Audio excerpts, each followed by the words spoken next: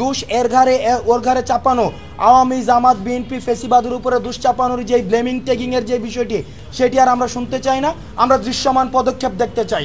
অন্তর্বর্তীকালীন সরকার গঠিত হয়েছে বেশ অনেক দিন হয়ে গিয়েছে। এতদিন পর্যন্ত আহতদের আন্তর্জাতিক মানের সেবা নিশ্চিত করতে না পারা এবং তাদের জন্য পূর্ণাঙ্গ একটি তালিকা করতে না পারাকে আমি এই অন্তর্বর্তীকালীন সরকারের প্রথম ব্যর্থতা হিসেবে চিহ্নিত করতে চাই। স্ট্যান্ড উইথ দ্য ইনজিওর্ডে আমাদের যারা সমন্বয়ক রয়েছে আমাদের ঢাকা কেন্দ্রিক, তাদেরকে বিভিন্ন টিমে ভাগ করে দিয়ে আমরা বিভিন্ন হসপিটালে আমরা তাদেরকে পাঠিয়েছি।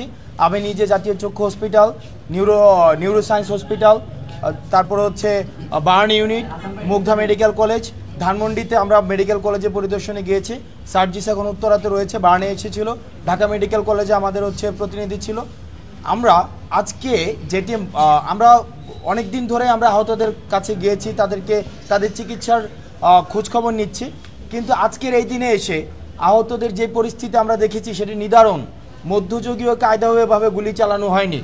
আপনারা যদি গুলির যে ধরনগুলো দেখেন সেখানে দেখবেন যে আইনশৃঙ্খলা রক্ষাকারী বাহিনী বারবার বলেছে যে তারা নন লেথাল বুলেট ইউজ করে যে তাদেরকে ডিসপাচ করার চেষ্টা করেছে, কিন্তু আপনারা যদি দেখেন যে বুলেটের যে ধরন সেখানে আমি মনে করি ইনভেস্টিগেশন হওয়ার প্রয়োজন রয়েছে যে আসলে উদ্দেশ্যই ছিল এখানে হত্যাকাণ্ড চালানোর। অর্থাৎ হত্যাকাণ্ডের স্পষ্ট নিদর্শন আজকে আমরা বিভিন্ন আহতদের যে দেখেছি সেখানে স্পষ্ট নিদর্শন পাওয়া গিয়েছে। দ্বিতীয় যে বিষয়টি, অন্তর্বর্তীকালীন সরকার গঠিত হয়েছে বেশ অনেক দিন হয়ে গিয়েছে। আজকে আহতদের যে আমরা সারা ঢাকাতে আমরা যে চিত্র দেখেছি এবং বাংলাদেশের বিভিন্ন জায়গা থেকে যে চিত্রের খবর পেয়েছি, এতদিন পর্যন্ত আহতদের আন্তর্জাতিক মানের সেবা নিশ্চিত করতে না পারা এবং তাদের জন্য পূর্ণাঙ্গ একটি তালিকা করতে না পারাকে আমি এই অন্তর্বর্তীকালীন সরকারের প্রথম ব্যর্থতা হিসেবে চিহ্নিত করতে চাই।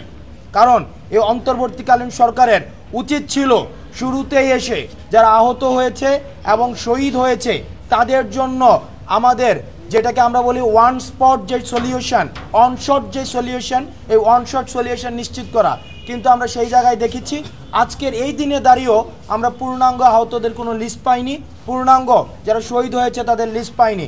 আমরা ছাত্রদের জায়গা থেকে আমরা অক্লান্ত পরিশ্রম করে যাচ্ছি, কিন্তু একটা বিষয় মনে করে দিতে চাই, আমাদের কিন্তু কোনো অথরিটি নেই।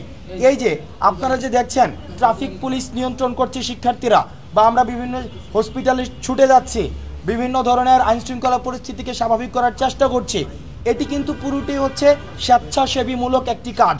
এখানে কোনো ধরনের আমাদের পলিটিক্যাল অথরিটি নেই, আমাদের আইনগত কোনো অথরিটি নেই। সেই জায়গা থেকে এই গভর্নমেন্টের কাজকে ত্বরান্বিত করার জন্য আমরা আমাদের জায়গা থেকে চেষ্টা করছি, কিন্তু এই অন্তর্বর্তীকালীন সরকারের যারা দায়িত্বপ্রাপ্ত রয়েছেন তাদের উচিত ছিল যত দ্রুত সম্ভব আহতদের পাশে দাঁড়ানোর ভিজিবল পদক্ষেপ নেওয়া, কিন্তু আমরা ভিজিবল কোনো পদক্ষেপ দেখিনি, যে কারণে আমরা অন্তর্বর্তীকালীন সরকারের স্বাস্থ্য বিভাগের আমরা নিন্দা জানাচ্ছি। আরেকটি বিষয়, এই সম্পূরক একটি বিষয়, সেটি হচ্ছে আমাদের এই যে সমন্বয়ক এবং সহসমন্বয়ক নিয়ে বিভিন্ন ধরনের আলাপ আলোচনা হচ্ছে বিভিন্ন জায়গায়।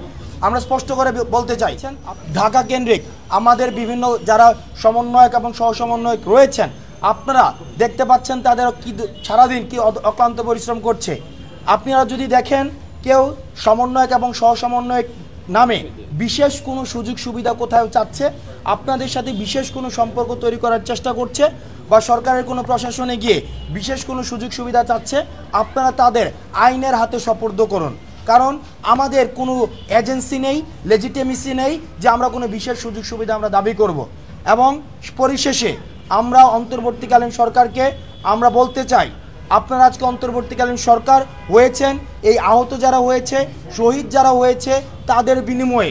সুতরাং অন্যান্য পলিসি রিফরমেশনের আগে, অন্যান্য পলিসি অ্যাডপশনের আগে আপনাদের প্রথম এবং প্রধান কাজ হচ্ছে তাদের বিষয়টি দ্রুততম সময়ের মধ্যে আপনার সমাধান করা এবং আহত পরিবারদের পাশে দাঁড়ানো। কারণ আমরা দেখেছি একমাত্র উপার্জনক্ষম ব্যক্তি উনি আহত হয়ে পড়ে আছেন বা নিহত হয়েছেন।